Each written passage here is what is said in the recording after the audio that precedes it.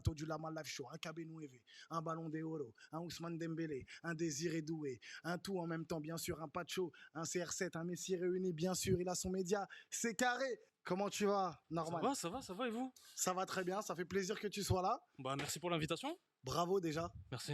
pour avoir créé ce média depuis 2020. C'est ça? Ouais, depuis le premier confinement. Oh, déjà, ok. Quand on était enfermé, il fallait s'occuper. D'accord. Et moi, j'ai cette faculté à comprendre quand les infos sortent, à les comprendre assez facilement et à les retranscrire et à les vulgariser pour que tout le monde les comprenne.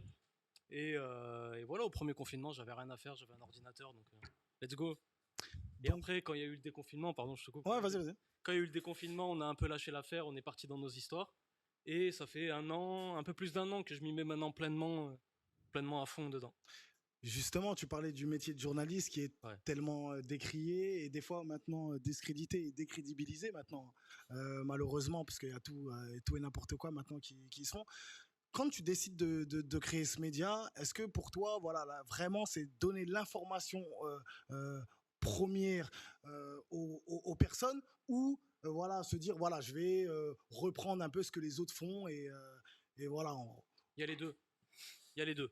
Au début, c'était vraiment moi, je vais donner l'information. Et puis au bout d'un moment, tu vois que sur les réseaux, parce que je suis sur TikTok, Instagram, YouTube, tu vois que les chiffres, quand tu vois tes stats qui montent, qui descendent, tu vois que certaines formules fonctionnent plus que d'autres. Donc tu changes ta DA, tu l'adaptes et tu vas récupérer ce qui se fait un peu à droite à gauche. Si tu trouves les sujets intéressants et pertinents par rapport à ta cible, et tu vas poster ça. Et en même temps, tous les jours, je te fais une vidéo aussi où je te fais un point sur l'actualité. Là, par exemple, aujourd'hui, là, mardi, j'ai parlé des mobilisations qu'il y a au Maroc. Tu vois, au Maroc, à Madagascar et qu'il y a eu au Népal aussi. Comment la Gen Z reprend le dessus. Hier, c'était sur Pogba qui avait signé la pétition. Voilà. Donc, tu vois, genre, on parle. Pour exclure l'Israël de toutes les compétitions sportives. Et du coup, on donne l'info comme ça, par différents moyens. Et on montre aussi ceux qui ne le sont pas dans les autres médias, par le biais de reportages, de podcasts, de documentaires, tout simplement. Ça s'applaudit. Bravo.